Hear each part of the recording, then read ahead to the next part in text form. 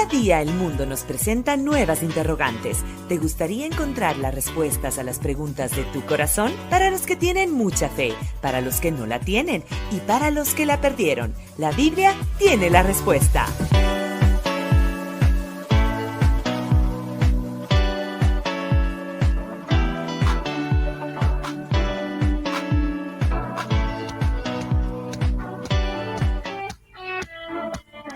Muy buenos días para todos, bienvenidos a este su espacio, la Biblia tiene la respuesta. Estamos en directo desde Cuenca para todo el mundo, pasa la voz.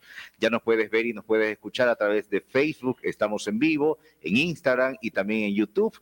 Recordarles que luego de una hora de concluir este programa, también en formato podcast, nos pueden escuchar y ver en Spotify. Es la nueva plataforma a la cual también estamos entrando con fuerza, así que les paso la voz para que también ustedes estén atentos a nuestros contenidos. También el atento saludo para quienes nos están escuchando de manera tradicional, ya 24 años con ustedes en frecuencia modulada y 96.9, tanto Cuenca Urbana, Cuenca Rural, parte de la provincia de La Suay, y también llegamos hasta la provincia del Cañar en Azogues y Biblián. Saludos, siempre atentos a nuestra gente de la congregación de Arco también en Azogues, que allá tenemos hay gente que no sabe. Boris Antonio, buenos días.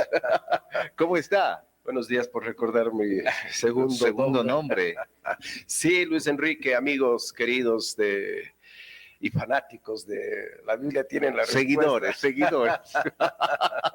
No, pues eso que no se pierden un programa. Tenemos mucha gente que está siempre cariñosamente y atentamente escuchando los eventos. Tenemos una linda congregación en Azogues ya desde hace casi 13, 14 años. ¿Sabes por qué me acuerdo? Porque ayer usted decía, yo estuve un buen tiempo en Cañar. Llegó, es verdad que el Boris estuvo en Cañar, 7 años a Cañar. Cuestión de la pandemia, se complicó la cosa, tuvimos que cerrar así forzadamente con mucha tristeza, pero ya se reabrió Azogues, ¿no? Ya abrimos lo que nosotros llamamos las iglesias de hogar, esas reuniones en casas, gente generosa, así mismo, con un corazón de servicio, buenos discípulos que han abierto su casa para continuar, retomar ese reto de servir al Señor de esta manera. Y justamente de eso vamos a estar conversando en los próximos minutos. Los invitamos a poder construir, aportar, preguntar sobre este tema, discipulado y servicio. ¿Por qué este tema? Porque el día de ayer, concluimos también una serie dentro de Arco Center, en donde se terminó con un foro de preguntas y respuestas, y la verdad que en nuestro corazón estaba atender todas, pero siempre se quedan algunas ahí pendientes, y me parece que es un buen tema para poderle dar seguimiento. Discipulado y servicio, el criterio básico para que nos puedan entender qué es un discípulo. Bueno, hemos estado compartiendo aquí en nuestra congregación durante estas 6 semanas, creo que fueron como 6, 7 semanas, el tema del discipulado, ¿no? El discípulo, como bien se lo explicó, es un pupilo, es un alumno, es un aprendiz, y no hay aprendiz, pupilo ni alumno si no hay el maestro, ¿no? El maestro, aquel que le instruye, aquel que le enseña. Pero no es solamente una cuestión de una instrucción académica y una enseñanza fría en una aula. El verdadero discípulo, cuando nosotros revisamos la historia, el discípulo venía a ser casi como un hijo, como que el maestro le tomaba bajo sus alas y le formaba en todas las áreas y no solamente en algo específico como hoy hace un maestro, un instructor. Realmente ese maestro era como un padre, hacía también esa labor. Lo moldeaba, ¿no? Lo moldeaba, lo ponía el corazón y lo ponía de tal manera que el maestro tenía muchísimo cuidado de cuál era su comportamiento. ¿No? Uno va a una aula, va a una conferencia, toma unas clases, se inscribe en algo, pues el académico, el maestro que está enseñando, pues quizás sea una lumbrera y enseña de una manera muy elocuente y llega a la gente, pero después ya no nos relacionamos con esa persona, ¿no? Podemos tener buenos recuerdos de profesores, pero solamente la relación con el profesor comúnmente era dentro del aula. Luego del aula, pues ya no se hacía nada. Pero el discípulo, históricamente, en tiempo de los griegos, ¿no? Los filósofos griegos que tenían sus escuelas de filosofía, y en el tiempo de Jesús, especialmente los judíos, el maestro enseñaba a través del ejemplo. Uh-huh. Entonces, sus discípulos prácticamente vivían con él, pasaban muchísimo tiempo con él, y había un intercambio de conocimiento de vidas sumamente profundo, porque la formación era tal que el maestro tenía que asegurarse con su ejemplo y su vida. Y la única manera de hacer eso no era en un aula de clases ni en una institución, siendo en sus casas, en el campo. En el día a día, ¿no? En el día a día, en la vida práctica. Uh-huh. Sí, eso llevándolo, tomen nomás el cafecito. Gracias.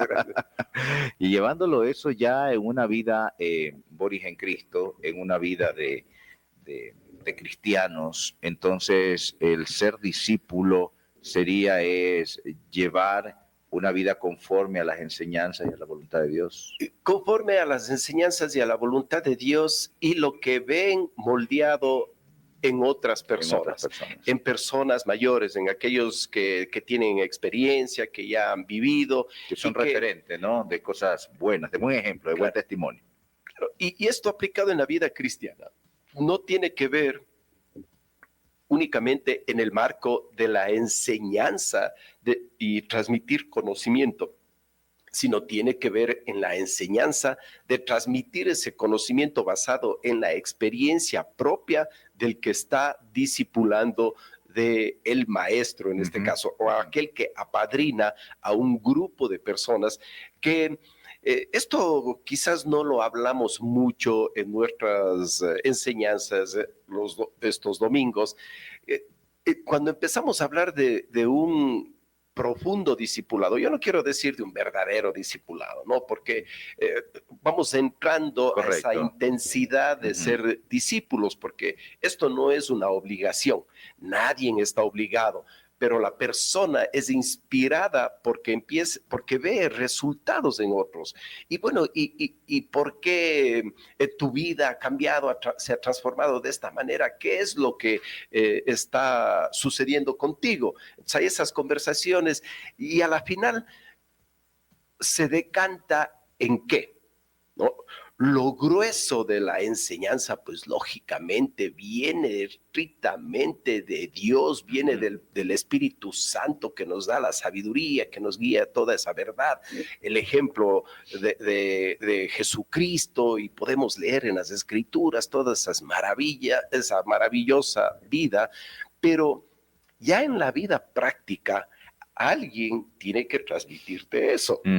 Y eso es un maestro, eso es un hermano mayor, es un amigo que se va tejiendo esa relación durante muchos años, que hace que la gente tenga un afecto especial. Correcto que y sí. de parte a parte, ¿no? De parte a parte, de tanto del discípulo y del discipulador, empieza a haber un afecto, que ahí sí tiene otras connotaciones, porque es un afecto que no solamente está basado en el cariño, en el aprecio, qué lindo estar con esta persona, sino ya es un aprecio es un aprecio de vida. Yo aprecio esa vida, para mí esa vida es preciosa. Entonces, como alguien que tiene experiencia y ha caminado ya un largo trecho, quiere compartir verdaderamente de corazón vida a estos jóvenes, a estas jovencitas que están deseosos de crecer como personas, por supuesto, como cristianos. Ya vamos a ir también al tema del servicio, pero antes quisiera preguntarle, ¿quién influyó? ¿Quién fue su referente de discípulo en esa vida diaria, en todos estos años del cristianismo? Bueno, han habido algunas etapas, ¿no? Cuando yo recién entré en estos caminos de la vida cristiana, en conocer las enseñanzas de Jesús, pues iba a una congregación, a una iglesia cristiana en Estados Unidos. Ahí es donde realmente pude entender lo que era la voluntad de Dios, especialmente para mi vida. Y tuve amigos y tuve unos maestros ahí en Nueva York, especialmente dos de ellos, ¿no? Dos de ellos, el uno, Mike Fenicio, ¿no? Que era el pastor de la iglesia, que pasó mucho tiempo conmigo, me acogió, me invitaba a su casa, salíamos, o sea, el hombre se hizo amigo mío. Y aquel que me invitó también a la congregación, Richie Hahn, que recuerdo ciertas enseñanzas que él me dio que hasta el día de hoy realmente me han quedado grabadas y que fueron cambios profundos en mi vida. ¿Tiene ¿no? contacto con ellos todavía? Y ya no tengo contacto con ellos, siempre los recuerdo con mucho cariño. Ya son más de 30 años, ¿no? Entonces... se pierde el contacto. Se pierde el contacto. ¿Y acá? ¿Y en esa etapa en Cuenca? Acá, por supuesto, una persona que fue muy influyente en mi vida fue este misionero Alberto Becerra. Un hombre ejemplar, un hombre dedicado a las escrituras, a la oración. Recuerdo cuando recién me casé y al poco tiempo conocí a Alberto Becerra, a este misionero, pues él igual me acogió. Iba a su casa, me enseñaba. Compartir el tiempo, ¿no? Yo casi no conocía las escrituras, poco, ¿no? Pues era cristiano casi como unos 2 años, ya conocía algo, pero nada a profundidad, todavía era un bebé en ese sentido.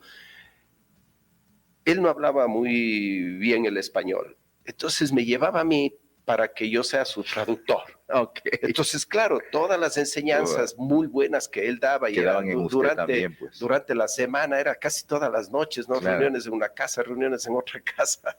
Pues yo traducía y ya me esforzaba e iba aprendiendo de esa manera. Pero no era solamente eso, sino realmente él me tomó cierto cariño, aprecio, pues me acogió. Y aprendí muchísimo de él. Pero otra persona que fue muy clave en mi vida fue John Guido, ¿no? John Guido realmente... Con él sí. Yo lo he considerado y lo he dicho en varias ocasiones. Quizás no en muchas ocasiones, pero recuerdo la última vez que nos tomamos un cafecito, un desayuno. Yo le dije, John, yo realmente a ti te considero mi padre espiritual, ¿no? Uno tiene varios maestros, pero pocos padres, dice la Biblia, ¿no? Pocos padres porque hay personas que se hacen cargo de ti en ciertas etapas de tu vida, y otra persona que también ha sido importante en mi vida ha sido Bob Capaldi, y también mi gran amigo que fue un ejemplo de esa pasión por Cristo, que ya el Señor le tiene en su gloria, Lucho Rojas, ¿no? Aunque con él éramos medio los dos discípulos, pero aprendíamos de los dos, ¿no? Bueno. A mí me gusta escuchar esto, Boris, porque sí es importante también recordar de dónde uno viene, la gente que ha invertido o que ha abonado, digo yo, en la vida nuestra, sobre todo hablando del tema de seguir a un maestro, las enseñanzas, la convivencia, el aprendizaje dentro del discipulado. Pero una vez que yo entiendo que soy discípulo, que doy el paso, porque usted decía, nadie obliga a nadie, esto es parte del crecimiento que cada persona decide en este caminar cristiano. ¿Cuándo yo debo comenzar a servir? El servir es un llamado, el servir es una obligación, el servir es una responsabilidad del discípulo. Usted el otro día decía, el que no sirve, pues no sirve, o sea, no hay mucho donde darse la vuelta, ¿no? Sí. El servicio, ¿cuán importante es? El servicio es el resultado natural del discipulado. Okay. O sea, es el resultado natural, no es una cuestión forzada, no es una cuestión, que yo tengo que servir para ser discípulo.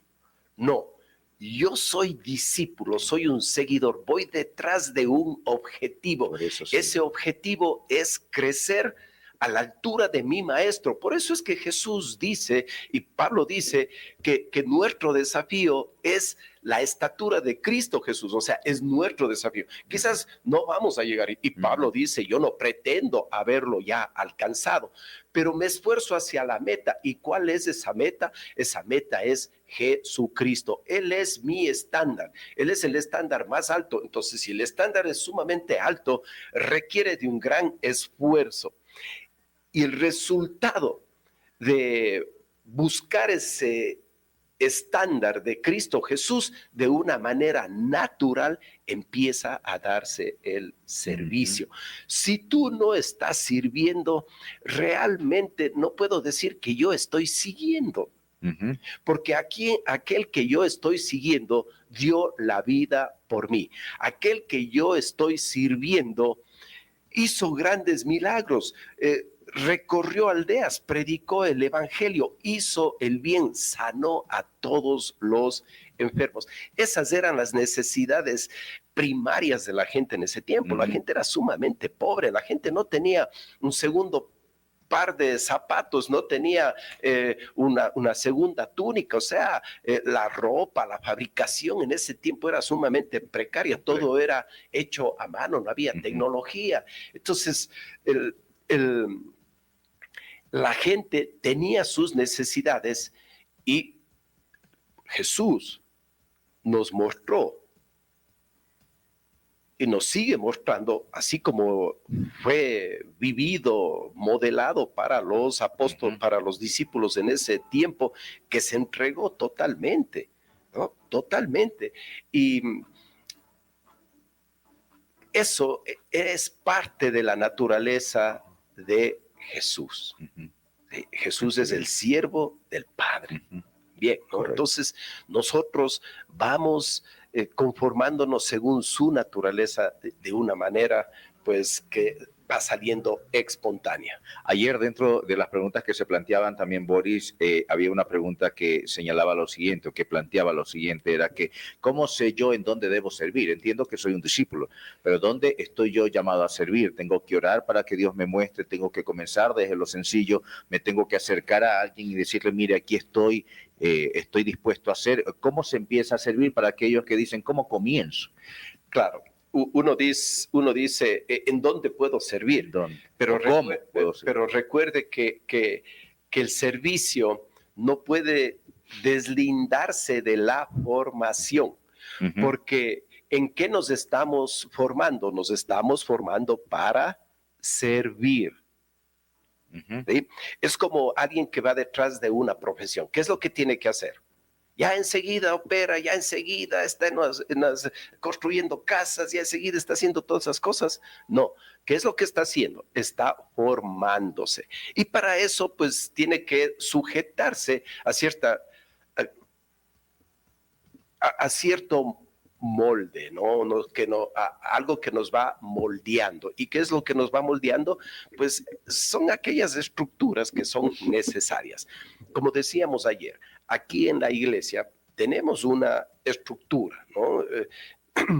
Un organismo, más que una estructura, ¿no? Es una organización, es un organismo, es algo maleable, es algo orgánico en realidad, que te ofrece y te muestra cómo tú te vas formando en ese servicio.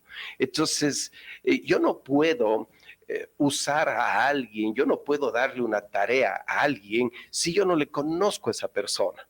Si esa persona no se muestra, si esa persona no está en ese proceso de formación. Entonces, en ese proceso de formación, parte de esa formación es el hecho de hacerles practicar lo que se está enseñando o hacerles practicar lo que uno está modelando. Para eso, uno tiene que sujetarse, ser parte de esa estructura, de esa organización, y nosotros tenemos lo que llamamos estos grupos pequeños que son iglesias en el hogar. O sea, antes de servir, lo que el Boris me está diciendo, antes de servir, está bien que quieras servir, pero es importante que vayas primero a una iglesia de hogar. Que comiences a formarte. Exactamente, que empieces a formarte. Y el primer paso de nuestra formación dentro de nuestra organización en nuestra organización, ya como organización visible, tangible, práctica y que te involucras y que participas, es la iglesia. Jesús vino a fundar también la iglesia. Él fundó la iglesia y la iglesia está constituido por hombres y mujeres que tienen sus responsabilidades de acuerdo a sus llamados, de acuerdo a sus dones, de acuerdo a su formación que empieza a transmitir a los otros. Es como una escuela, es como una universidad, es como cualquier otra organización de formación que tiene una estructura clara. Entonces, ahí es tu primera oportunidad de servir, porque tú vienes aquí un domingo y ves una cosa enorme, ¿no? 2 reuniones, un montón de gente caminando por un lado, por el otro, la gente se sienta a la alabanza y escuela dominical y hablamos de un montón de cosas que hacemos. Es abrumador muchas veces. Es como una persona que no está acostumbrada a ir a un supermercado y siempre ha ido a la tiendita del barrio, de pronto entra a un supermercado y dice, ¿por dónde comienzo? ¿Qué agarro aquí, no? ¿Por dónde empiezo? ¿En dónde está tal cosa? ¿En dónde está esta otra cosa? Nos empezamos y tenemos que preguntar a un montón de gente en dónde está tal ítem, en dónde está el arroz, en dónde está la carne, porque no sabemos, es demasiado. Por eso les decimos a la gente, involúcrese en una iglesia de hogar. Las iglesias de hogar son estos grupos en casas pequeños, con pocas personas, en donde se te conoce, se te hace preguntas, donde se te dice, ¿sabes qué? Hay alguien que tiene una necesidad aquí entre nosotros. ¿Cómo podemos cubrir esa necesidad? Y no estoy hablando de dar dinero, no estoy hablando de siempre dar cosas, de dar ropa, de dar comida, ¿no? Sino hay otras necesidades, de el cariño, el afecto, la preocupación. La oración misma, ¿no? Exactamente, la oración por esa persona. Entonces son formas ya de servicio, de involucramiento y de irle tomando cariño a la gente, porque esto se trata de la gente. De amar al prójimo, definitivamente. Boris, digamos que ya estoy 2 años en una iglesia de hogar. Ya estoy 2 años, 3 años, 4, 5, 6, 7, 8 años. ¿No? Ya estoy en el proceso. Pero ya, luego de escucharle, digo, bueno, yo he estado en una iglesia de hogar, ahora sí quiero ir a servir.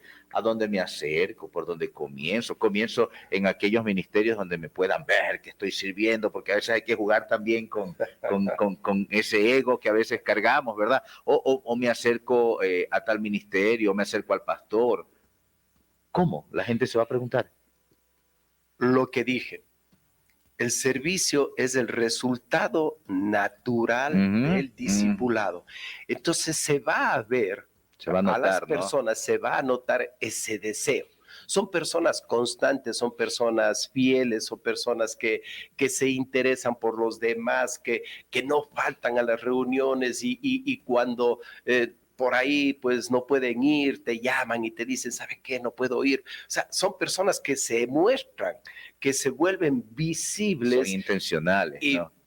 De una manera natural, igual empiezan a ser parte de ese servicio y se vuelven visibles. Y eso sucede todo el tiempo.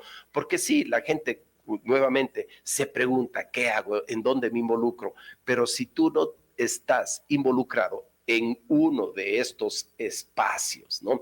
Yo he visto a gente que viene a estas reuniones que nosotros hacemos los días jueves, que se llama Aviva, que es un tiempo de preocuparnos por la gente, de orar por la gente, de escucharles y también un tiempo de cantos, de alabanzas para entrarle a esa atmósfera que es necesaria, pues que Dios la va estableciendo a través de los cánticos muchas veces, ¿no? Y luego pues se ora por la gente, nos acercamos a ellos y ponen sus necesidades. He visto a gente que ha venido primeramente ahí, constantes, todo el tiempo, y nos volvemos amigos, les conocemos a esas personas porque se vuelven ya visibles, constantes, entonces son retenidas en nuestra mente. Entonces nos acercamos a ellos, empezamos ya a conversar con ellos y vemos que son personas que tienen ese deseo por Dios y que quieren involucrarse,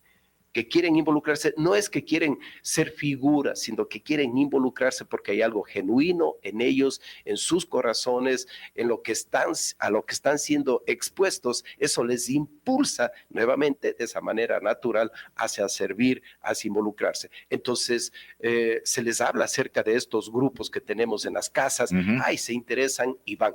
Y ahí son acogidos y empiezan desde ese lugar a involucrarse y eventualmente a servir en tantos ministerios que tenemos, ¿no? Si tú entras a nuestra página web, Arco Center, tú ves ahí Arco Center, lo pones en el Google Arco Center y vas a nuestra página web y ahí tú puedes ver todos nuestros servicios y diferentes áreas en las que uno se puede involucrar.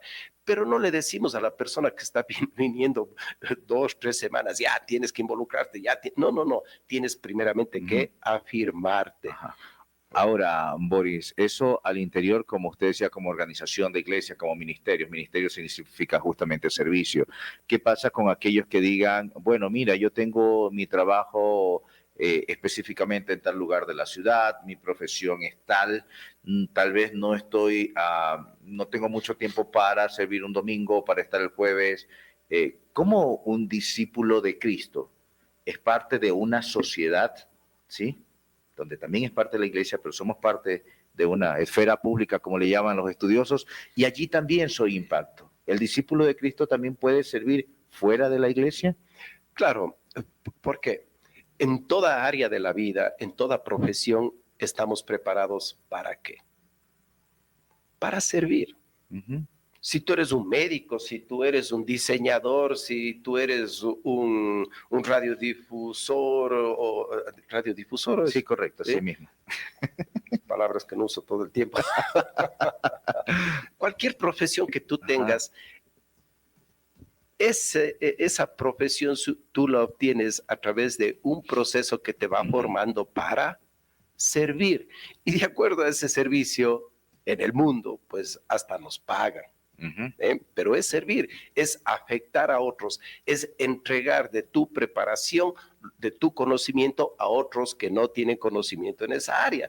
Si todos pudiéramos construir casas, no necesitaríamos arquitectos. Si todos nos pudiéramos operar a sí mismos, representarnos en una corte, no necesitaríamos profesionales. Pero la vida no está construida de esa manera, ni se ha estructurado así, ¿no? Por eso tenemos personas que sirven. Ahora, un profesional tiene que servir con cierta mística.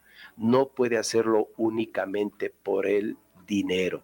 Yo tengo un amigo multimillonario, no multimillonario, billonario en los Estados Unidos, que gana muchísimo dinero, pero así es una cosa bárbara lo que él gana. Él es un profesional, es un abogado. Y yo estaba con él y con un amigo de aquí de la iglesia y con su asistente, otra abogada, y ella le preguntaba, ¿por qué lo haces? ¿Por qué te metes tanto en el caso y tan apasionado? Y la respuesta de él fue súper fría, nunca me dio a olvidar. Yo lo hago por el dinero. Frío y calculador, como dijera. Frío y calculador. O sea, qué corazón, ¿no? Sí. No sé quién le enseñó eso, cuáles fueron sus maestros, ¿no? Para hacerlo únicamente por el dinero, y la gente no tenía nada que ver en eso, ¿no? Y un abogado pues está defendiendo casos realmente de grandes intereses, de grandes intereses, en el caso de él de intereses de vida y muerte, ¿no? En un área sumamente específica de casos especiales. Entonces, pero cuando nosotros conocemos a Cristo y somos formados en cualquier área, ¿no? Ya no estoy hablando de la iglesia, sino refiriéndome a la pregunta y el comentario que tú hiciste de la vida afuera, que es todos los días. Debemos tener ese corazón de servicio hacia la gente. O sea, la gente viene donde ti, o tú le atiendes a alguien porque tiene una necesidad, porque ignoramos procesos, porque ignoramos muchísimas cosas. Uno está preparado en tal área, no en esta, por eso la busco. ¿Y qué clase de servicio yo estoy entregando en lo que yo conozco, en lo que yo tengo experiencia? ¿Con qué corazón, con qué visión, con qué mentalidad estoy dando mi servicio a la gente que me busca? Un abogado, un médico, dime tú, tantas profesiones, ¿no? Profesiones y oficios. ¿Alguna vez ha tenido que dejar usted ganar plata por servir a Cristo o dejar de hacer lo que le gusta por servir a Cristo? Porque muchas personas dirán, estoy en este momento en el que no sé, tengo que tomar decisiones y tengo que poner prioridades. ¿Le ha tocado? No, todo lo que yo he podido generar ha sido por mis medios y no ha sido por medios de la iglesia, ¿no? La iglesia durante toda mi vida, desde que la inicié con Lucho Rojas, podemos decirlo así, ¿no? Ya hace muchísimos años, en el año 86, 87, pues nunca lo hicimos con la motivación de ganar dinero alguna vez. He servido, hoy presido esta congregación y mis amigos del consejo me obligaron prácticamente a recibir una remuneración, un reconocimiento después de... Pero eso ya es ahora, me refiero a todos estos 30 y pico de años. Usted ha tenido muchas veces que decir, a ver, no puedo hacer este negocio porque no va con mis valores y principios por seguir a Cristo. O he dejado de hacer, por ejemplo, en el tema del arte, una buena temporada porque me voy a enfocar en esto. Porque a veces hay un precio, ¿no? Así es, hay un precio que pagar, y Jesucristo nos dice, ¿no?, que debemos cargar nuestra cruz, y a veces debemos cargar cosas que son pesadas, que no es el camino y no es la carga que teníamos que tomar, porque quizás teníamos deseos y metas que queríamos lograr para tener esa satisfacción y llegar a ese lugar de que lo he logrado, ¿no?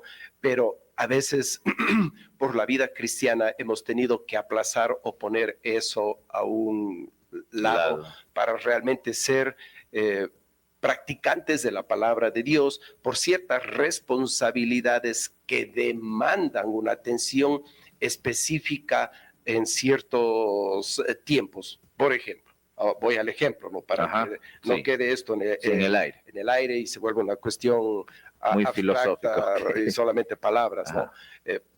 Por ejemplo, yo viví en los Estados Unidos de muy joven, viví 3 años y medio, como lo había compartido el día domingo, ayer, que mi anhelo, yo soy artista visual, mi anhelo era ser un gran artista, estudiar y prepararme ahí en los Estados Unidos, en la ciudad más importante del arte mundial, que en ese entonces era Nueva York, desde ya los años 40 hasta casi ahora todavía sigue siendo, creemos que el centro de las artes en el mundo.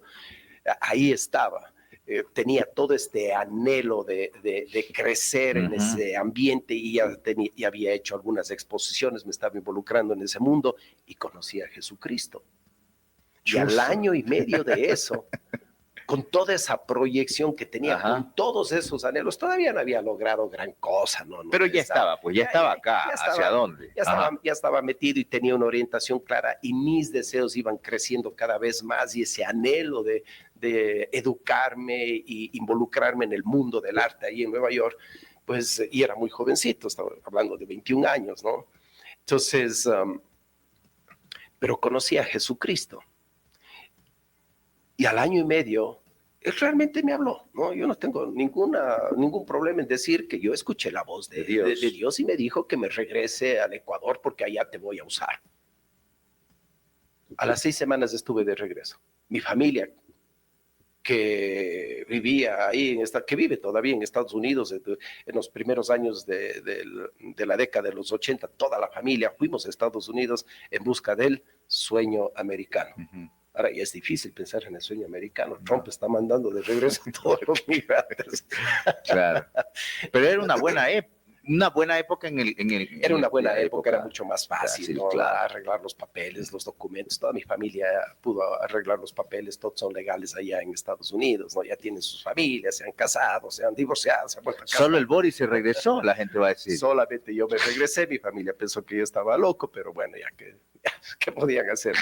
Me regresé. Entonces, esos anhelos, esos deseos, no es que se frustraron, pero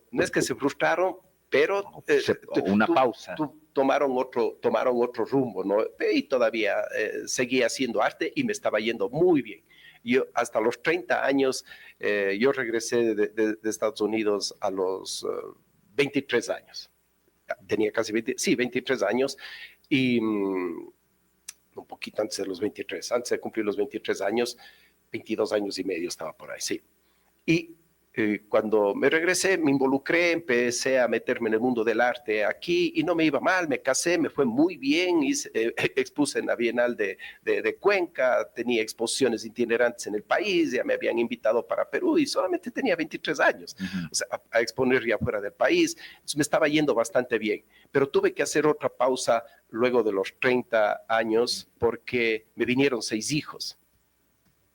6, ¿no? Entonces había que responsabilizarse como un buen discípulo de Cristo que nos hace responsables de nuestras familias. Entonces en un momento tuve que decir, bueno, voy a hacer una pausa, no una pausa total, sino voy a disminuir mi producción de arte porque tengo una prioridad y una responsabilidad que realmente afecta a mis hijos directamente y me dediqué a los negocios. Okay. ¿No? Ahí tuve un mentor, Bob Capaldi. Él fue alguien con el que empezamos negocios y pude aprender de él también. Y gracias a Dios no nos fue para nada mal, nos fue muy bien. Pude sostener y hacer crecer una economía que benefició y cubrió todas las necesidades de mis hijos. Todo esto sin alejarse, pues. Todo esto al mismo tiempo de servir y meterme, involucrarme y ser parte de la estructura de lo que hoy somos este gran ministerio Arco en la ciudad y en otras provincias del país con varios ministerios y varios servicios que tenemos para la comunidad. Como ya bien muchos lo conocen, la fundación que es un hospital, tenemos Cuenca Partner que sirve a la gente pobre, tenemos la Universidad de Taylor, la Fundación Taylor que sirve en el área de la educación, también tenemos la Escuela y Colegio Verbo que sirve en el área de la propia radio, también la radio de donde estamos en este rato, en donde nos encontramos en este momento y muchas otras organizaciones y ministerios que sirven a la gente. Pero ya los hijos crecieron y nuevamente he retomado el arte ya desde hace como 15 años y ahora estoy en una carrera súper full, como dirían los pelados, ¿no?